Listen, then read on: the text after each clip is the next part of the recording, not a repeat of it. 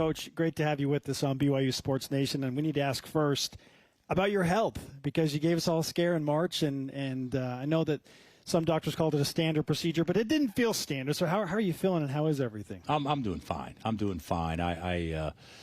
It's one thing. I don't think I was ever threatened or anything like that, but it was a scare. And certainly whenever you get knocked out of doing what you love to do the most, coaching the postseason, it would have taken a lot to knock me out, but I wasn't going to be capable of helping anybody at that particular time. So I'm looking forward to getting back to on the court this year, where maybe we can finish things up more appropriately this upcoming season. And in a nice round number, 125 years of Kansas basketball. Is this 125 for us? That's what I've read. Yeah. Well, I haven't read it, so you probably know more than me. I only know three numbers: 1, 2, and 5. You know what the most amazing number about the 125 years is? 8. There's only been 8 head coaches in 125 years, and 2 of them. One of them being Coach Brown was only there 5 years, and there was one other coach that had a short stint. I mean, it's amazing that guys have been able to stay employed, including myself. The over and under on me was probably 3 or 4 years back when I took the job. But it is a very historical place, but with only 8 head coaches. The history is obviously there. When you were younger and you're at Tulsa and you're playing in the WAC and you're playing against BYU, which we want to get to in a second. We actually went there. Yeah, you went there and had a good game. That was when I had a really good team at Tulsa, but we went out there and played in your place, and I don't know what it seats. It's like 22 or something like that. It used to be 22-7. It's down to 19-something. Mm-hmm. Yeah, I feel bad for you that you're down to 19,000. So. Just 19. Yeah. But but you have a little history there with BYU I want to get into in a second. But just Kansas basketball, what it means to the school in the area, and being preseason number 1 and the expectations. How do you kind of take this in year to year? I don't think being preseason number 1 does anything for basketball in our area. Our fans are different. Our fans are, it's been generational. In that, James Naismith was your first coach. Dean Smith and Adolph Rupp played at Kansas. The most dominant player of all time, Wilt, played at Kansas. You've got so many things that have come from the Midwest from a basketball standpoint that have triggered unbelievable history and traditions at other places. Because there's got to be a place where it originally starts, and it basically started under Dr. Naismith.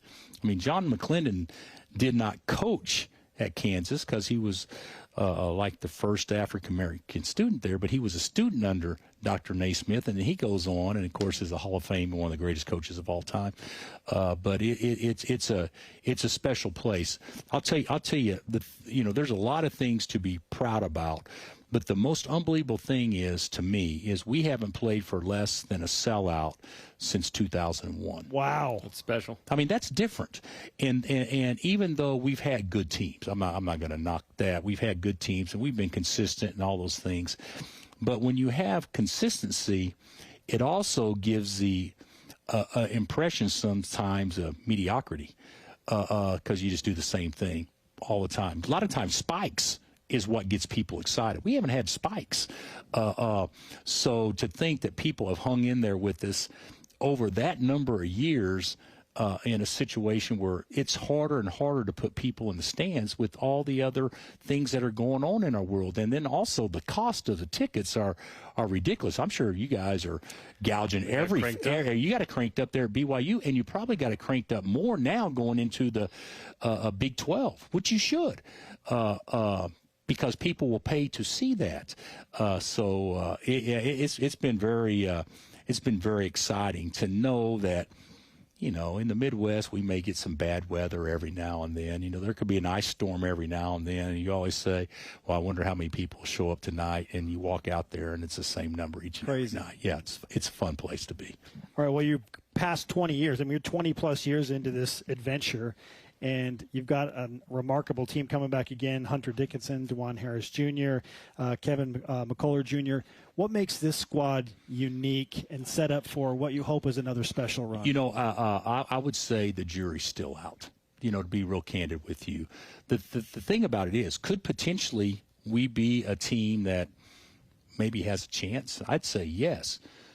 Could potentially we be a team that doesn't come close to expectations?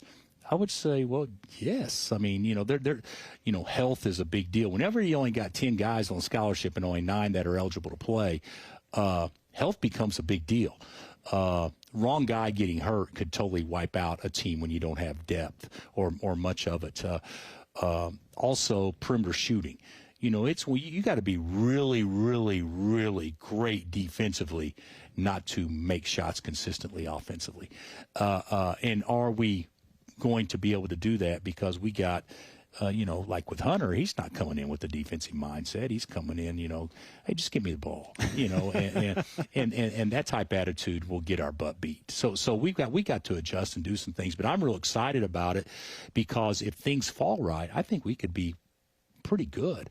But I also know the margin for error isn't as great just because of our numbers. What do you think of the league with the 4 new additions this year? Certainly Houston adds a lot, and then the other 3 have good basketball as well. Oh, yeah. Well, first of all, Calvin and Houston add a ton. And to be candid with you, obviously Cincinnati has great basketball history and tradition going back to Oscar and all the things that Hugs did there. And then, of course, Wes will do a great job there. And Johnny, who is a college basketball hero at Central Florida. And people forget they were just I believe it was an offensive putback allowed on a missed free throw against Duke, going to the Sweet 16. Second round game. Yeah. So I mean, there is potential there, but the sleeping giant is BYU. Let's just call it like it is. I mean, it's to me, and I could be wrong. The advantage in college basketball now for people that have figured it out, and they're continually figuring it out every year, is how do we get old and stay old? Let's just call it like it is. Well, if you're going to get old and stay old, I think Provo, Utah is probably the place to go. We got a place for you. You got a place for you because you're going to be playing with 23, 24-year-olds that have, strollers in their trunks as opposed to whatever else, which is a formula for success. So I do think that the untapped potential that exists there is tremendous. And Mark will do a great job. He's already done a great job. We played you guys in Maui. Yes. What was it, about 3 years ago? Yes. 1920. Yeah. And we actually had a really good team. We had a really good team. We played. I think we were the number 1 overall seed that year. If we would have had a tournament, I think that was a COVID year, if I'm not mistaken. Brutal. It was, and it was tough for BYU, who was playing great down the stretch, because Yoli Childs had been suspended and wasn't available in that game for BYU. He wasn't available against us. Yeah, and right. He was really good. Player, yeah. He's really good. And then of course Danny's nephew. Jake Toulson. Oh, he was good a good player too. And you had some good guys. And your little point guard, TJ Haas. Yes, his brother Tyler's the all-time leading scorer out in the hallway here. Oh, he is. Yeah. Okay. So yeah, he was a good player. Yeah. So you had, but I had a couple of cats too. You always do, Bill. Yeah, but that was a very competitive, good game, but I'm looking forward to the potential that exists for the new teams coming in the league, but also I think there'll be style and things like that will help prepare all the teams in our league to have hopefully success in the tournament. Every BYU fan that I've talked to, especially those that are basketball fans, talk about, oh man, I got to find a way into the fog. I got to find a way to get there. They have to pay for it. Certainly some big money, but what is it that makes that environment so special for Kansas? The thing about it is there's other places, in my opinion, that can be as good once or twice a year. But night in and night out, the consistency of it is what's good. Also, it's a very educated fan base. I happen to have a position And granted, you guys are part of the reason why I feel this way is that I know absolutely nothing about what you do or what makes you good.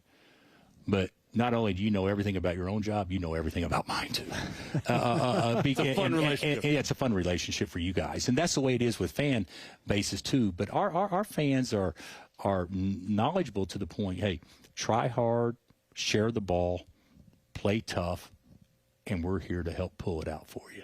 I mean, it's kind of a mindset. There's been I don't know how many games that we